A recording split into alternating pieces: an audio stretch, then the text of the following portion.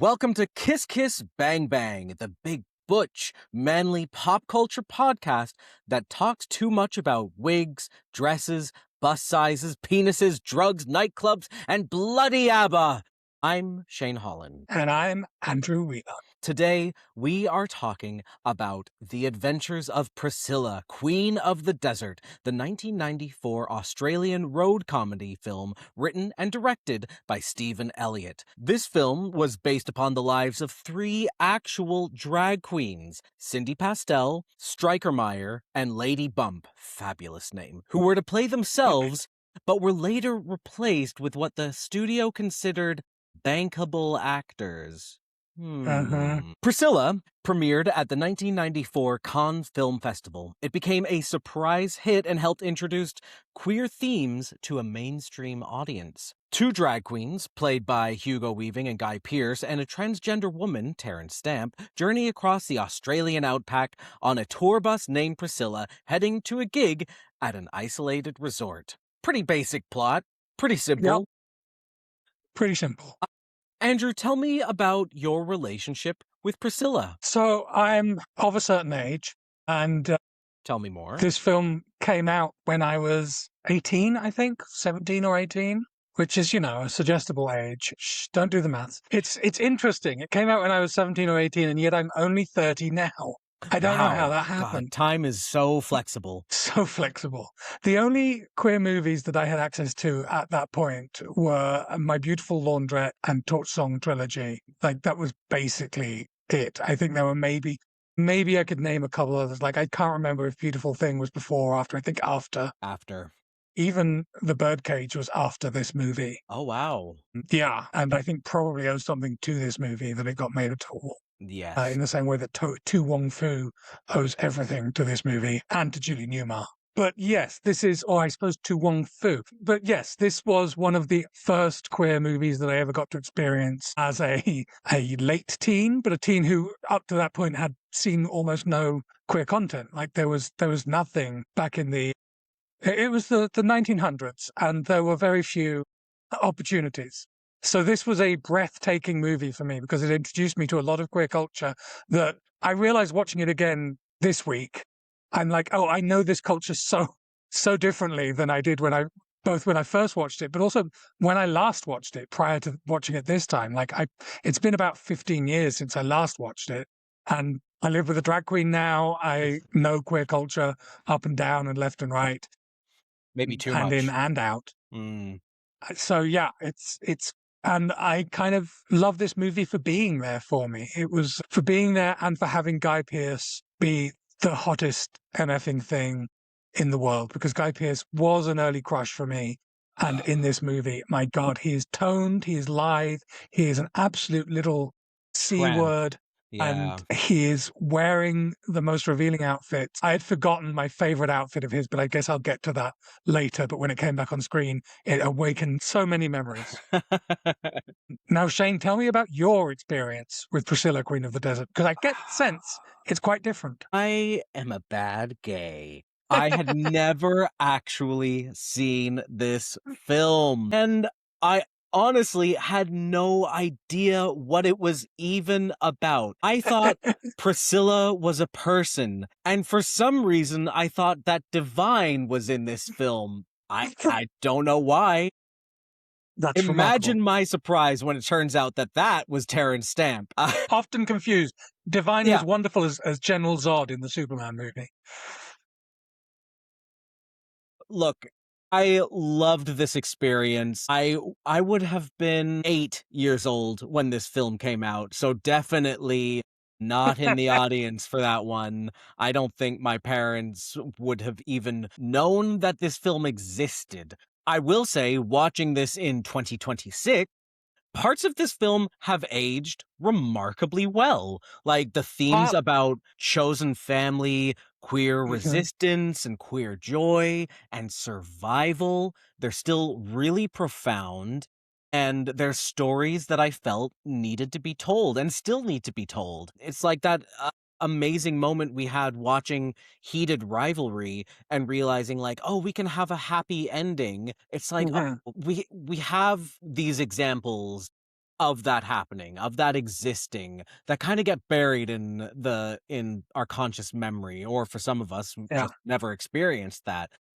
So it was really lovely to see that this film made in the early 90s even existed. But then there are things that have not aged well. There certainly are, and we will discuss. I will say your mum and dad maybe did know about this movie because it was a huge cultural breakthrough moment. Like I remember it being just everyone was talking about it. It was the it movie of the year it was released, you know? Mhm. It's one of those landmark movies that really made a cultural impact and made people think differently about a subject, in this case, queer identity, drag, and to an extent, trans identity specifically, although I think a lot of those lessons did not stick. This movie is ahead of its time in demanding dignity and respect for its trans lead character. Still. Still to this day, yeah, we could learn a lot from this movie in that regard. In other regards, this movie could learn a lot. But I will say it holds up for the most part. One devastating flaw aside, it remains, I think, a sort of essential part of the queer canon and a really fun watch. Like we Yeah. were gassing watching this movie. Yeah, truly giggling and guffawing. I was shocked at how good a film it was. We are also so used to queer cinema being lesser than B movie status, and to have Yes, like a film this grand and full of A-list actors and beautifully shot and produced. That's still something that like we are just barely scraping the surface on 30 yeah. years later. I would say that getting Terence Stamp was the genius of this film Mm. because Hugo Weaving and Guy Pearce were not big names at the time. Like they're both very well known, well respected actors. We've got, Agent Smith here before he became Agent Smith. Elrond. Oh, you don't like Elrond. Lord of the Rings, right? It's fine. But, yeah, these were not big names. Terence Stamp was the only big name in this movie. And I think he was such a surprising choice for this movie. And there's something to be said about the fact that this movie is three straight actors, cis actors, playing queer identified people that would be a conversation to be had. And maybe we will have it when we get to the queerness section of this discussion. But I don't know that this film would have got made. In fact, as you said up front, it got made because they put straight men in it. And these are the little defeats that we have to take with our little victories, you know? Yeah, yeah. What was that documentary that Laverne Cox did, where they were talking to current trans actors about Right. representation in media for their entire lives, Yeah. and how typically like they're cast in TV shows as victims, or they're not cast at all. Yeah. This is one of those cases where they're not cast at all. But one has to wonder, like, this is a positive portrayal of a trans woman, Mm. which is still so difficult to find in media currently. Yeah. We'll have so much more to say about this, but I just want to touch on the fact that Terence Stamp lending his gravitas and then playing this role with as much heart as he did was profound in a way, even in the year 2026. Yeah. And I think while you wouldn't cast this movie this way today, we might not be where we were today without the choices that were made around this movie and around basically the trickle of representation. It's Mhm. never a flood, it's always a trickle. In the end, I loved our three leads. They were the price of admission. And I Yes. thought that Ritchie, Weaving, and Stamp all did wonderful jobs of making these characters relatable and human without relying heavily on stereotypes. I'm looking at you, Guy Pearce. Pierce, not Guy Ritchie. You said Ritchie earlier. Right, very different. Oh my God. Very different vibes. Two Very different different. guys. I was going to say, I think it's time that we talk about the women of this film. It's a shorter Starting conversation. It's a shorter conversation, but if we start with Bernadette, I think that gives us plenty to talk about, you know? Yes, absolutely. Bernadette is a goddess. She is a hag, respectfully. She is that witchy woman who will protect you fiercely so that she can beat the shit out of you herself. Yes, very that, very that. Yeah. So Bernadette, or Bernie, played by Terence Stamp, the trans woman, the very much, I guess Hugo Weaving's character is the true center of the movie, but Mhm. Bernadette is the anchor of the movie, I would say. She's such a like tour de force character. You know women like this, trans or otherwise, you know women like this. I would say I was raised by a woman like this, I you would know, say just that we all looked at absolutely. you during the filming of this movie and were giving you And said, side "You're a eye. woman like this." Yeah. I am my mother's daughter. It's true. Yes, Bernadette. I love Bernadette. And yes, do I see a little of myself in her? I think I would never dare to presume. She would say But just that as well. give me a few more years. I love the character. She, like you said, she's so grounded and anchors this film and and protects these boys, these young men, and also knows how to have fun and knows how to twirl in a cape or bell bottoms and perform. And she gets to have like a romantic life. She's just fully fleshed out. It was wild. It was so wild to see. True. Like, it was great. Yeah, I think, you know, her style of performance is very much Terence Stamp infused. We know that Terence Stamp also is sort of hangdog about his acting style. He's very, Loose. he keeps things on a level. And so Bernadette, she is also a very particular type of performer who, She's a park and bark. Yeah. she's a park and bark. Yeah, I forget who is it that's currently in Drag Race that has a similar style? Vivacious? Ornacia's mother. Vivacious. Yeah, Vivacious. Ornacia's mother. Some might say it's the other way around. Sorry, Ornacia's daughter, Vivacious, is the similar sort of older queen who has a stately gravitas, but isn't much of a performer on the stage. Just like, you know what? You're coming to be seen by them as much as anything. Yes, absolutely. There are two other women named women with larger parts in this film. Unless we assume the woman called Mullet is in fact called Mullet. I don't think that's a given name. I hope. Let's talk about Marion. This is Tick's wife, Mitzi. Their out of drag name is Tick, which is an amazing choice and sounds so Australian. Yeah. Teak. Marion, I mean, we love a lavender marriage. We love to see lesbians or bisexual women who really know what they want and will get it at all costs. She is that hyper-competent queer woman who we rely on to be the backbone of the queer community, honestly. Yeah. She's finding jobs for these boys and Bernadette, sure, and they have to travel 1,000 miles through the middle of the desert, but there's a job there if you want it. Yeah, why not? And she's raised a wonderful son who, you know, seems to have the right attitude to life and takes joy in life. Yeah, she's just all around the perfect wife. Like any gay man would be lucky to be married to a woman like that. Truly. And then the last woman we need to talk about is Cynthia. Yes. Cynthia is a caricature. Cynthia is a bizarre interlude in this film that feels unnecessary and forced. And Cynthia is a racist stereotype. And unfortunately, I think the thing that our friend Jomar will walk away with thinking about this movie is that character and not the rest of the beauty of this film, which is so unfortunate because, like I said, the whole point of the character felt so unnecessary and gratuitous. Yeah. And gratuitous. Yeah. We should say Jomar is Filipino. This character is also Filipino, described at one point as a mail order bride, but it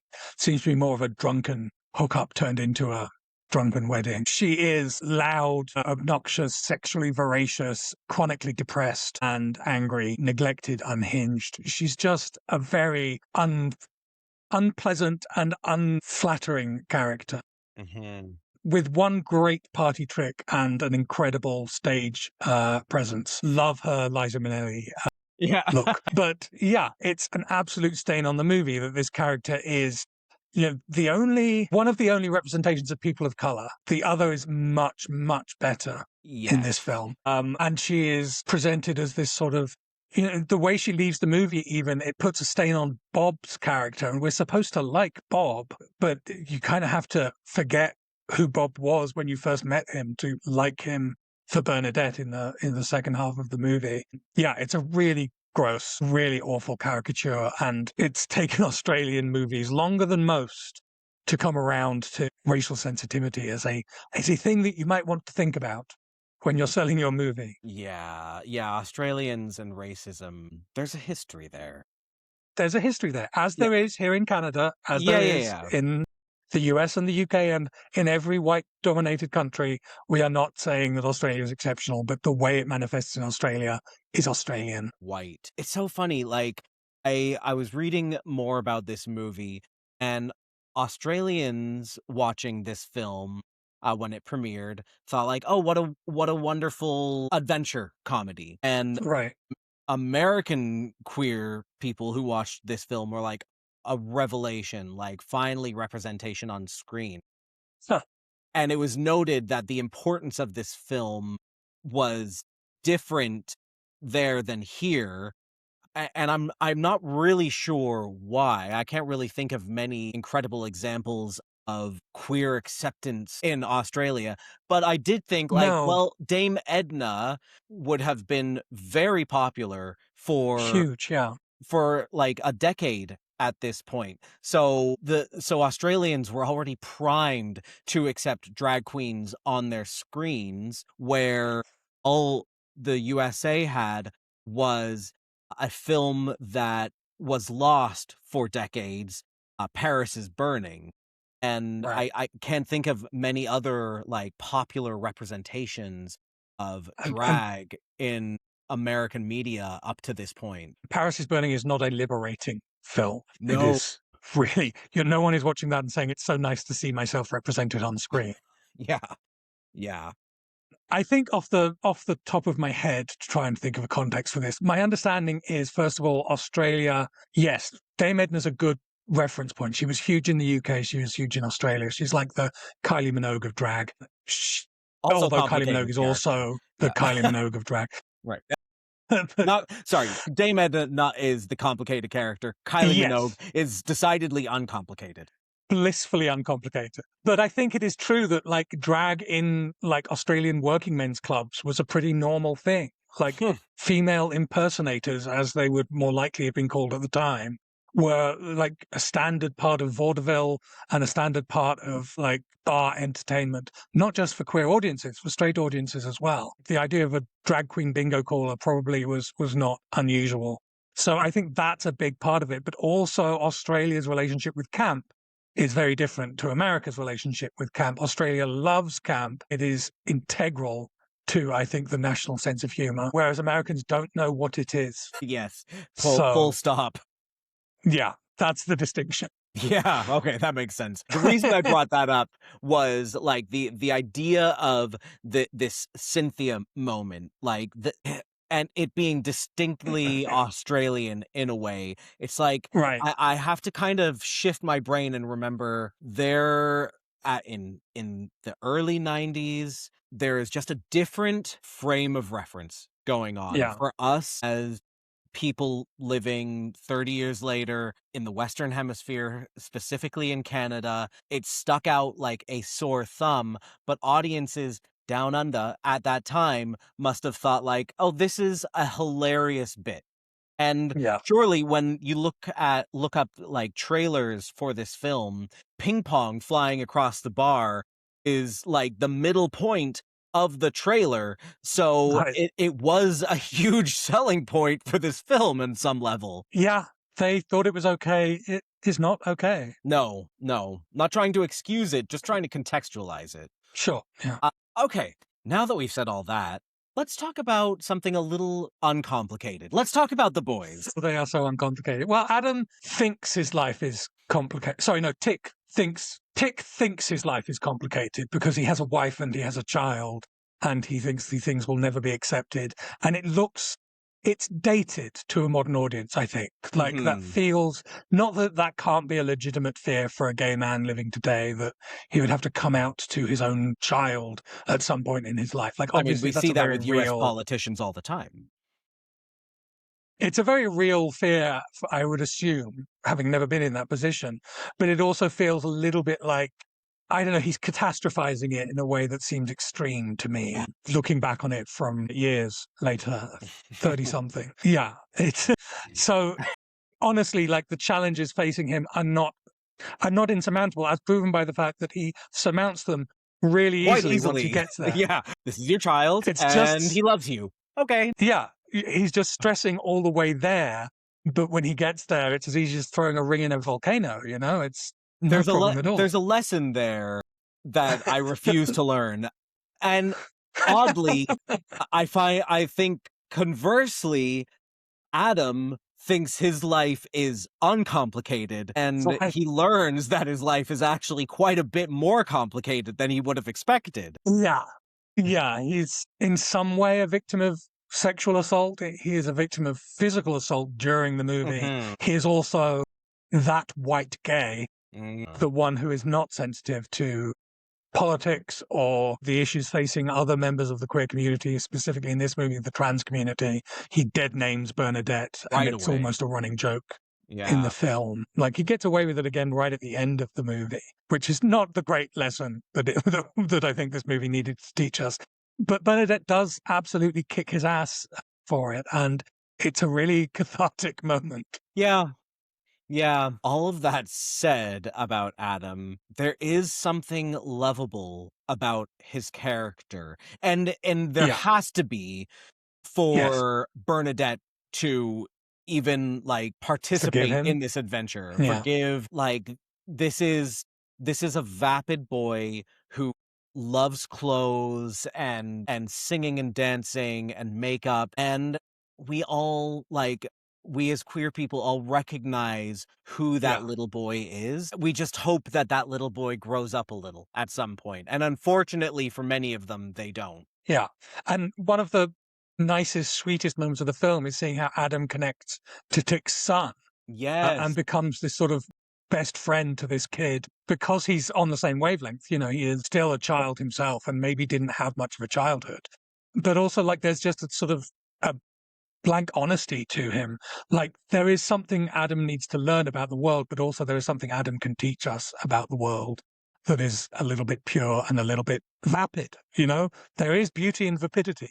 Yeah, yeah, There I is, see it all the time, baby. It's what I'm attracted to.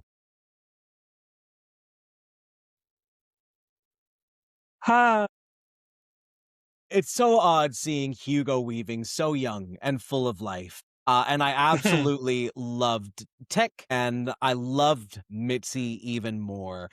Another thing I read was like how the actors changed once they got into drag, and Guy Pearce became like flighty and uncontrollable, and Hugo Weaving like sank into seriousness and grandiosity, and you can see that like there is yeah, I mean, there is this beautiful, I hate to use the word transition from like person to drag artist.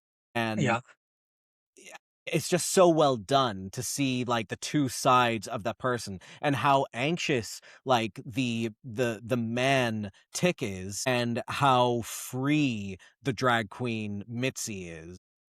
yes, and yeah, and it's a classic triumvirate. You know, it's a maiden mother crone kind of triumvirate that we've got going on with these three queens.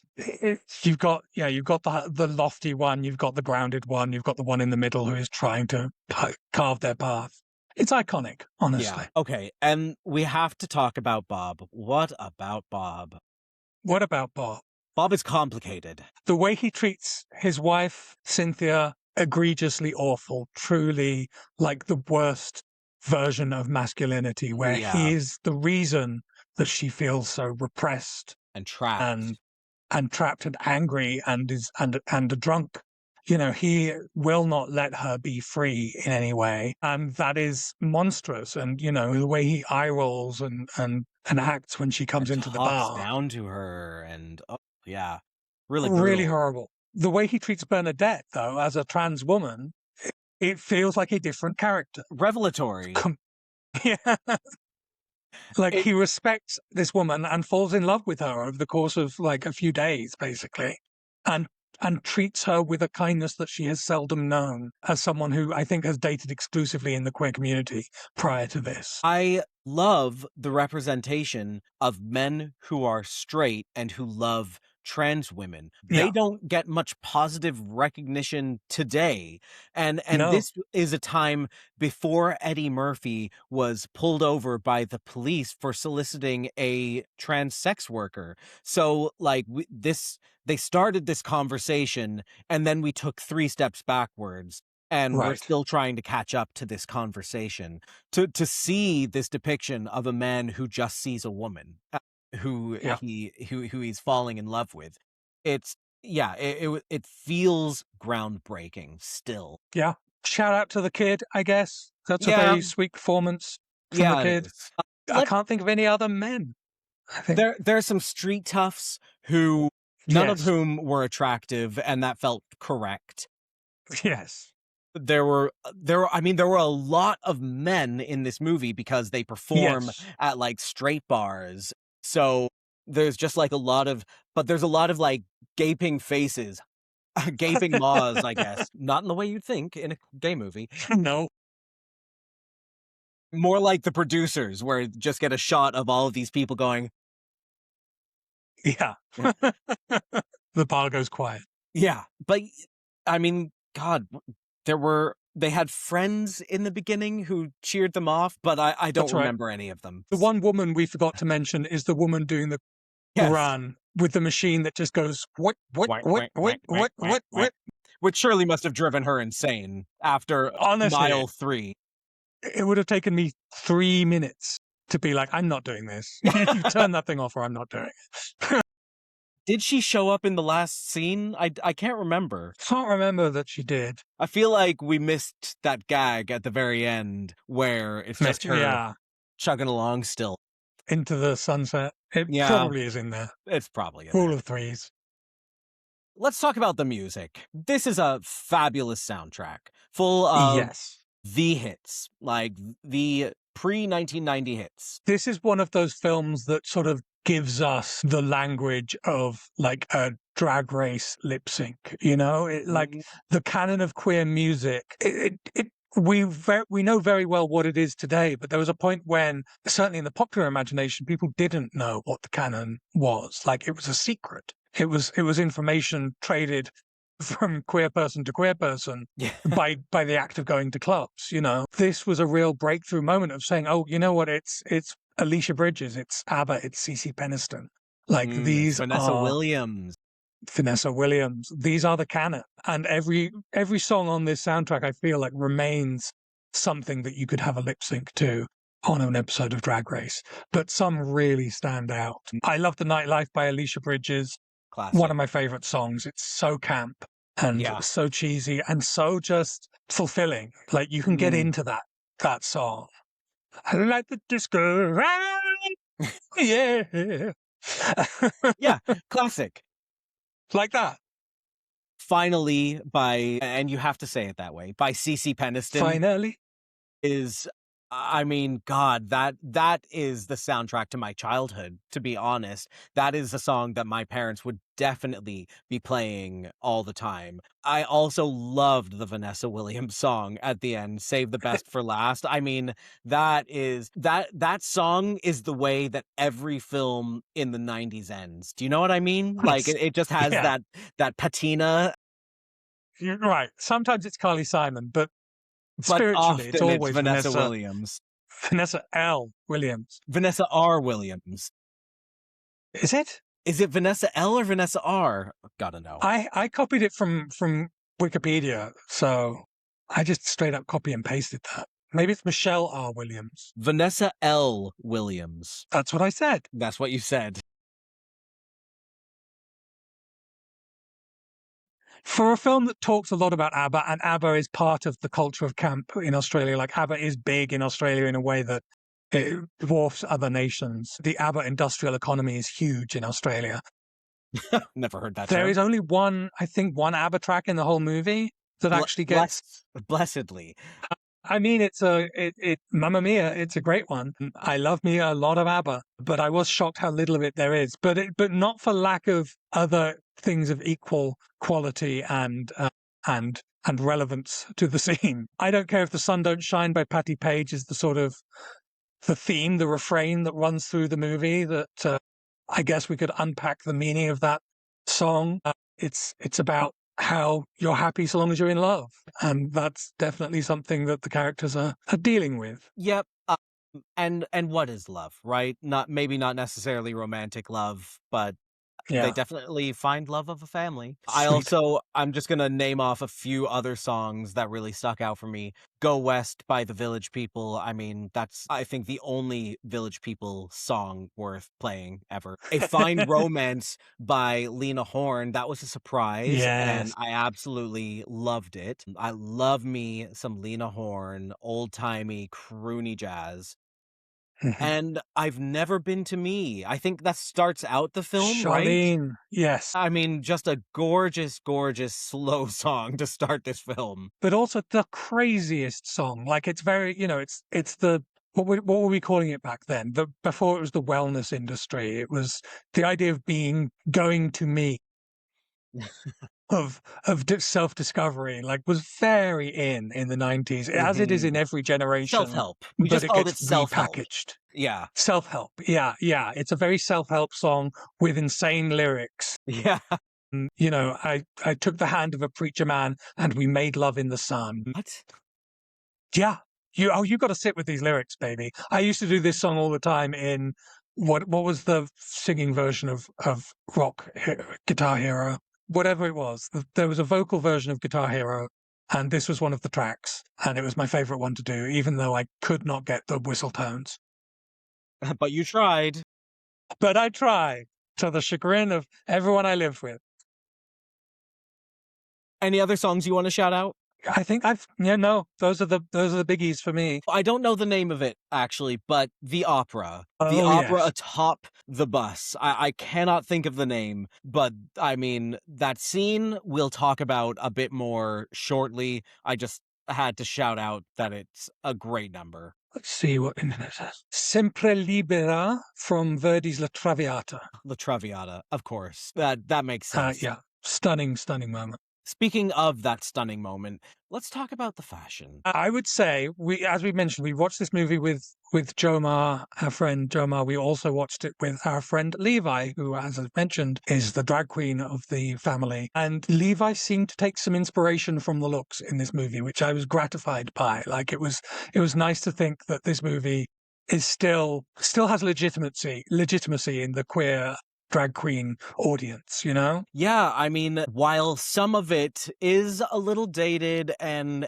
Drag Race has ruined our perception of what drag actually is in a lot of Yeah. ways, there were still some really fantastic looks. And there is something about pre-Drag Race drag that is so lovely because okay, so there's obviously like anyone can do drag, but specifically I'm talking about gay men or queer men who are doing female impersonation drag. There is something rough around the edges about it that no longer exists, that we're no longer allowed to do, like square jaw lines and lighter makeup and bulging arms in skimpy bell-bottom one pieces. Yeah. That we're not allowed to do that anymore. And it was so refreshing to see. And I say, bring it back.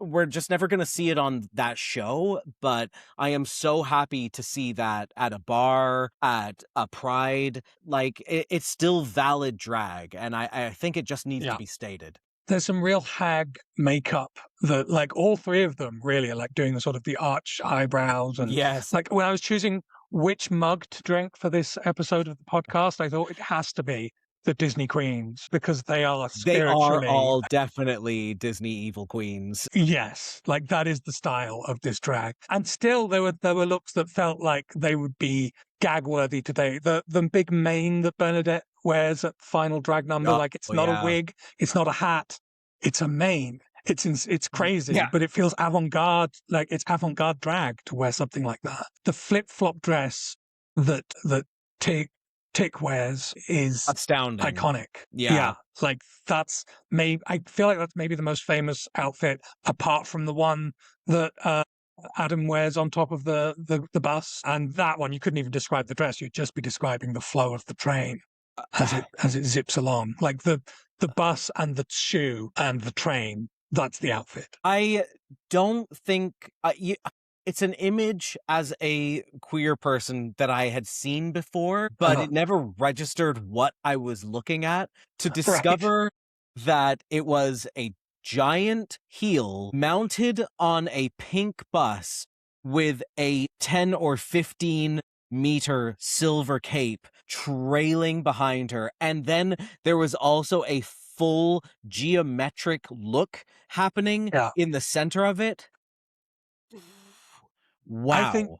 What? drag queens everywhere dream of having a moment like that, you know? Like Yeah. it's really good. It's really strong. It's So art, mama. fabulous. It's art. It is true art. There are a few other looks that I have to mention. The super vast reveals and complete makeup changes during the finale number. But I mean, how did they do that? Like, did they just It's stop? impossible. Did they stop the song and do like a What if you're listening to this, don't worry.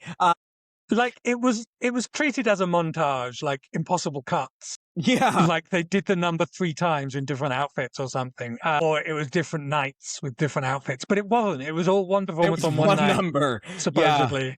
love it. I don't know. Love God suspending bless that cinema. belief, but Especially particularly the bit, the ostrich getting eaten by the lizard. Beautiful moment. And the lizard insane. flares going up. That's it. The Gila monster cape flare has got to be one of the most iconic reveals that I've ever seen. And it pops every time. Like they stagger their reveals and you know what it's going to be, but it's still like, yeah. Yes, and Bernadette doing the lizard tongue to the audience. I mean, yes, go off, hag, witchy bitch. I'm too Not a old to look hag. pretty. I'm more comfortable as a lizard, actually. She's more lizard than woman. But I also love the "I Will Survive" number done. We haven't talked about this scene, but basically their bus breaks down for a second time in the middle of the desert, and they are saved by the this Aboriginal tribe, and Yeah. they get to go to a party. I don't know what to call it. Yeah. A I'm camp out, a barbecue. a camp I, out. I, I thought they called it like a braai, but that's a South African word. I'm going to look it up. Okay, Corroboree is the word that comes up in the Wikipedia page. So, or corroboree? corroboree. I love it. So they're invited to this Aboriginal corroboree in the middle of the in the middle of the desert. Right of the dessert. In the middle Right of in the middle of dessert, in dessert. the middle of the desert, they In are front invited. of my salad. And they're definitely like 3 white fish out of water, Yeah. but they recognize like what they're doing is just what we're doing. So let's do what we're doing for them. And they Yeah. perform "I Will Survive." Absolutely classic. Season 7 of Drag Race could never. The flower hair helmets that Yes. these women are wearing are insane, and they're beautiful, and they're in matching bell-bottom pantsuits with these shorts or these thin strappy sleeves in 3 different colors: yellow, blue, and green, I want to say. Absolutely gorgeous, incredible number. I will remember that forever. Yeah. And we should say about that whole scene at the corroboree, it is such stark contrast to how the Filipina character is represented. And, honestly, it makes it all the more frustrating in a way because Australian cinema Australian culture is not known for treating Aboriginal people well. No. This movie is making the very clear point that the prejudice and the discomfort that these women, that these drag performers experience is a Western creation, is a colonial creation, that actually, like, ideas of gender and self-expression that are sort of Victorian in their morals. That is not indigenous to the Aboriginal people. The Aboriginal people have no hang-ups. They are very joyful at this performance being put on before them. And far from judging it, one of them joins in on it Mm. to everyone's exaltation. It's a really lovely moment that feels like it belongs in a completely different film to the Filipina character. Absolutely. Yeah, like you said, it just makes it so much more shocking that other part exists. And it Yeah, then almost becomes like we're actually just afraid of the outsider than right, the people who belong here, right. which is another, I mean, It's a very immigrant community. very immigrant community, but built on immigrants. So Yeah.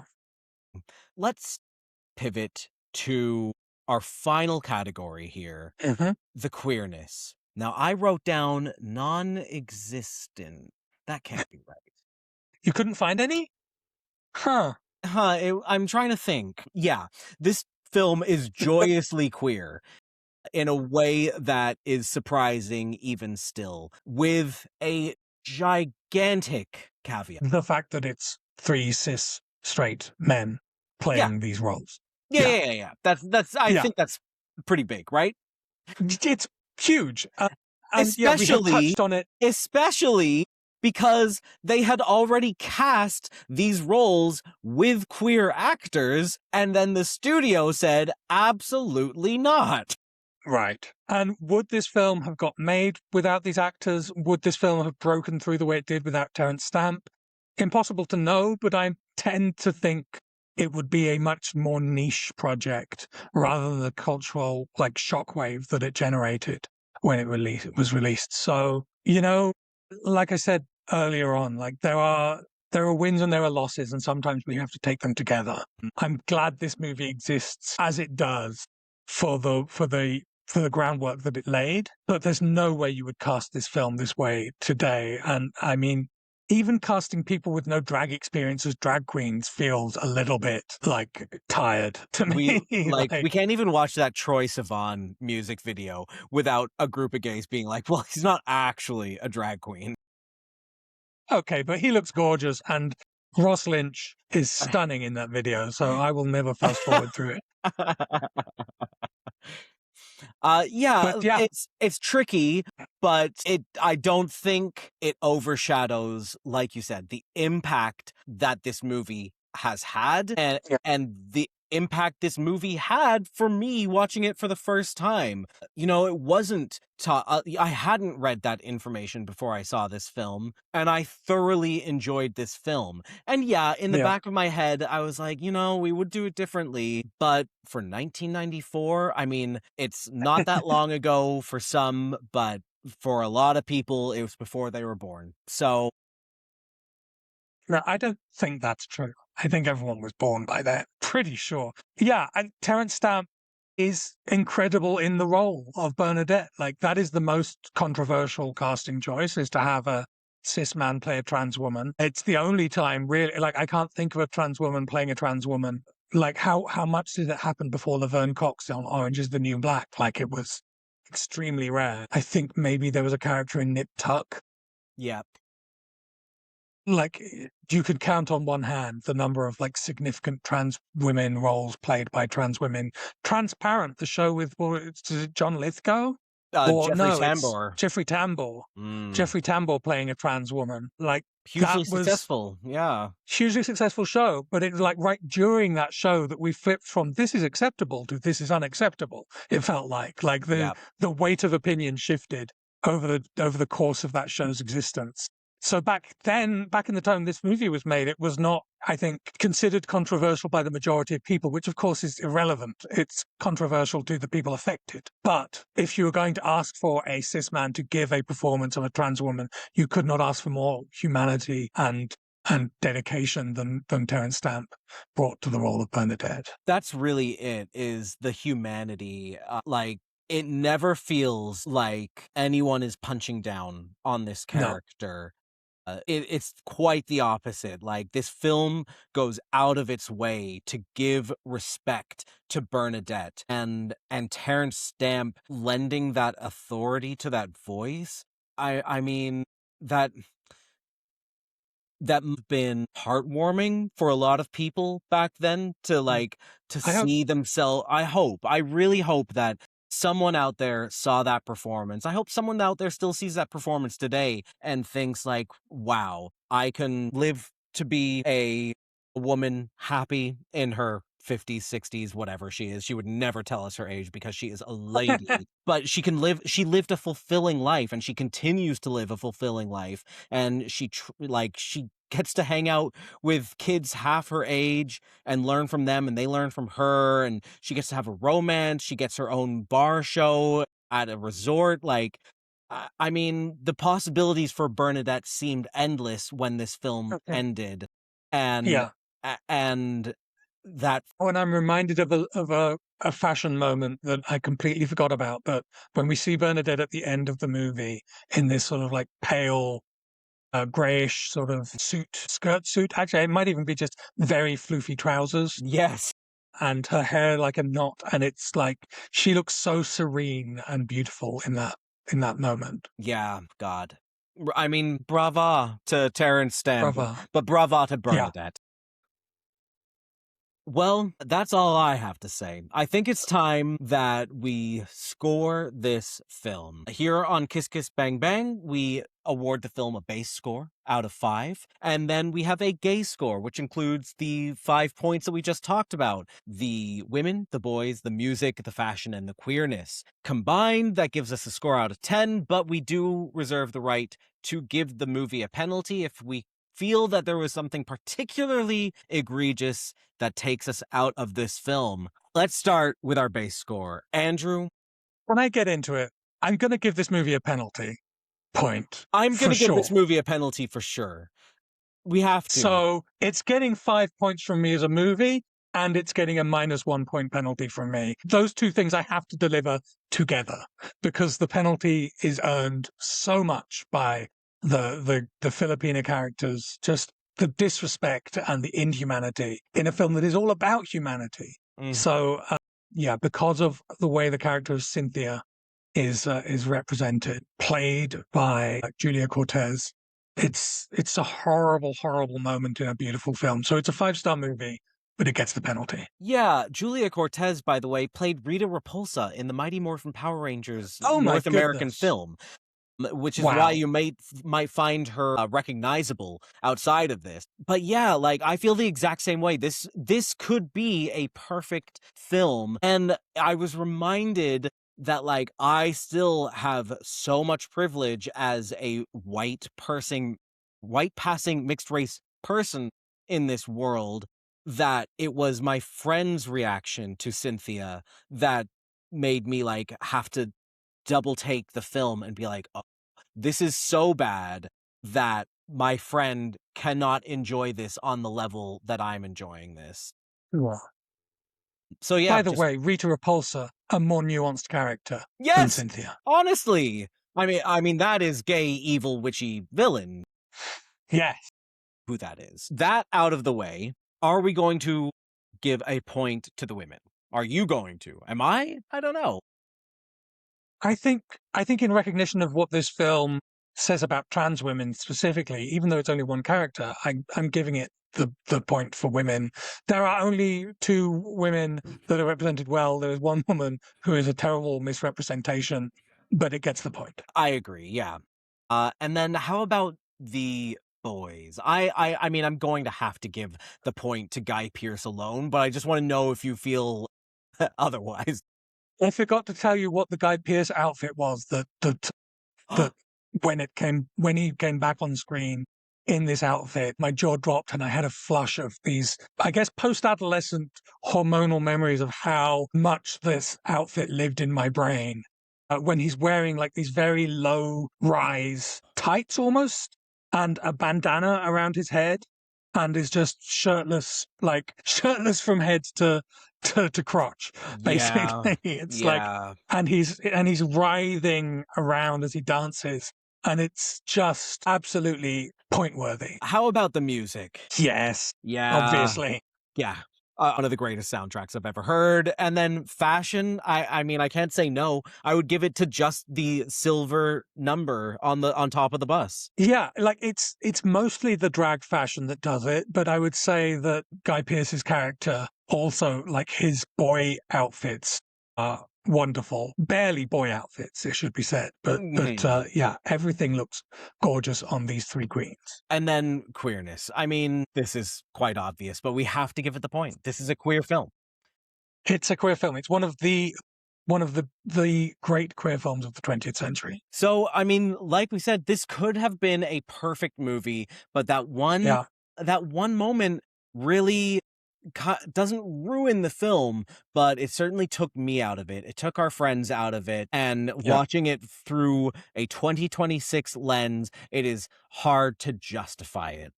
And I would say, there are people it would ruin the film for. There are people who may not want to give this film the time of day Yeah. based on that section, and they would be well within their rights.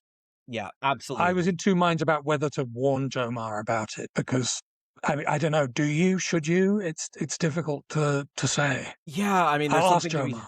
Yeah, we should. Yeah, that's a good idea. I think what I really want to end on is this is a great film. This Mhm. feels like a groundbreaking film. This feels like this was just a fun experience and a beautiful experience. And I just can't overstate enough how wonderful it was to see positive trans representation at a time Yeah, where people didn't know what that was. And it belongs in the gay canon now and probably forever. yeah. I mean, people put To Wong Fu in the gay canon, and that's not 1/3 the movie that this is. So, No. with apologies to RuPaul, who is in that movie. I'm Well, not really apologizing to her. I mean, honestly, she knows no, what she did. the fracking. Look, For if you fracking. enjoyed this video, please click the like button and don't forget to subscribe to this channel, tell a friend, and while you're here, check out some of the other fabulous videos we have, like ranking some of our favorite boys. And as always, thank you for watching. Until next time, kiss kiss, Bang, bang. finger guns.